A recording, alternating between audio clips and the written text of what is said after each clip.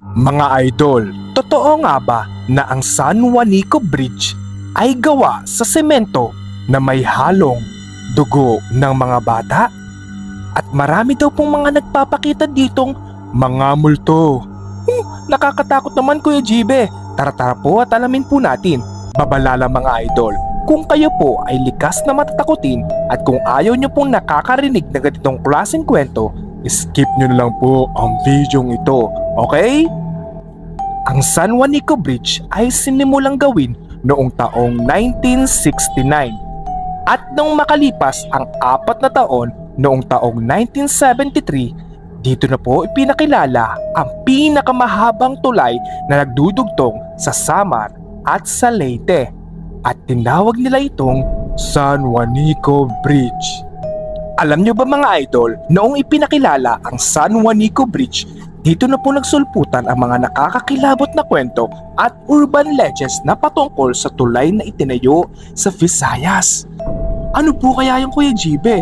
At ano pong usap-usapan about sa tulay na ito? Ang tulay na ito ay proyekto ng dating Pangulong si Mr. Ferdinand Marcos. At ayon nga po sa mga bali-balita o kwento-kwento na ang tulay daw pong ito ay regalo para sa kanyang asawa o First Lady na si Mrs. Imelda Marcos. Alam nyo rin ba mga idol na ang San Juanico Bridge ay itinayo sa panahon ng martial law? Ano po ba kayo GB yung martial law? Ang martial law ho mga idol ay bibigyan ho kayo ng exact time o isa po itong kautusan na kung saan bibigyan kayo ng oras kung kailan lang po kayo pwedeng lumabas. O ito po yung tinatawag na curfew ng panahon pong yun. At sa lahat po ng mga tao makakapanood po ng content na ito, shoutout po sa inyo. Sa inyo po mga naka-experience ng martial law. Dahil sabi po ng mga matatanda sa una, ay kailangan nyo daw po sumunod sa kautosang ito. Kundi, meron daw po sa inyo maaatasan na parusa pag hindi kayo sumunod. Pero, alam nyo ba, dito na po papasok ang mga nakakakilabot na kwento about sa tulay na ito. Meron po dati kasing usap-usapan o naging urban legend na sinasabi po nila habang ginagawa daw po ang tulay ng San Juanico Bridge, meron daw pong mga batang kinikidnap para daw po kuhanin ang kanilang mga dugo at ihahalo sa sementong gagamitin sa San Juanico Bridge na ito. Totoo po kaya yung Kuya Jibe? Nakakatakot naman. Marami din po nagsasabi mga idol kaya daw po hinahaluan ng dugo ang sementong gagamitin sa tulay. Isa daw po itong factor na kung saan magpapatibay daw po ito sa tulay kahit daang taon na daw po ang lumipas. At sa panahon daw po noong martial law, dito na po nagsimula ang pagkawala ng mga bata na kung saan sinasabi po ng iba na kinikidnap daw po ang mga batang ito para daw po ialay sa San Juanico Bridge. Ala, kawawa naman po Kuya Jibe yung mga nakidnap na bata. Opo, kawawa nga po. Pero wala pa naman po nagpapatunay kung totoo po ito. Ewan ko na lang din po sa mga naka-experience ng martial law noon kung totoo po ito o hindi. Marami din po ako nababasa mga comments na kung saan habang napapadaan po kayo dito sa San Juanico Bridge, marami daw po din nagpapakita dito mga multo. Nakakatakot Kuya Jibe. Sabi-sabi po nila na tuwing gabi daw po, meron daw pong bigla na lang tatawid ng mga bata o mga white lady. Totoo po kaya Kuya Jibe? Ewan ko, nasa Luzon po kasi ako. Sa Visayas po kasi yung San Juanico Bridge. Sa mga taga Visayas po diyan, nakadaan na po ba kayo dyan sa San Juanico Bridge? Totoo po bang meron diyang nagpapakita mga multo?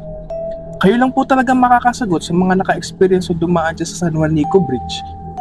Marami nga po nagsasabi na meron daw po mga ligaw na kaluluwa sa bridge na yan at marami nga din nagpapakita mga multo.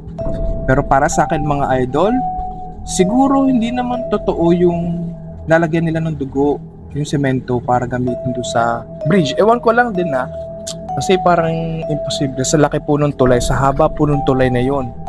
Sobrang imposible na lahat yon mahahaluan. Di ibig sabihin madaming kinuhang dugo, diga.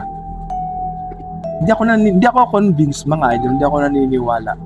Noong panahon po ng martial law, opo, yun po ang pinakamahabang tulay. Pero ngayon pong panahon ng 2024, natalo na po sila. Ngayon po ang San Juanico Bridge na sa pang-apat na pinakamahabang tulay dito sa Pilipinas. Ang pinakamahabang tulay po yung Cebu-Cordoba Highway po ata yun. Basta yun, search nyo lang po mga idol.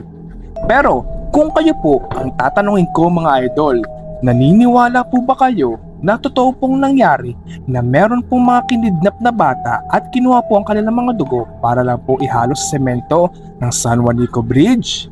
At naniniwala rin po ba kayo mga idol na marami pong nagpapakita mga multo dito sa San Juanico Bridge?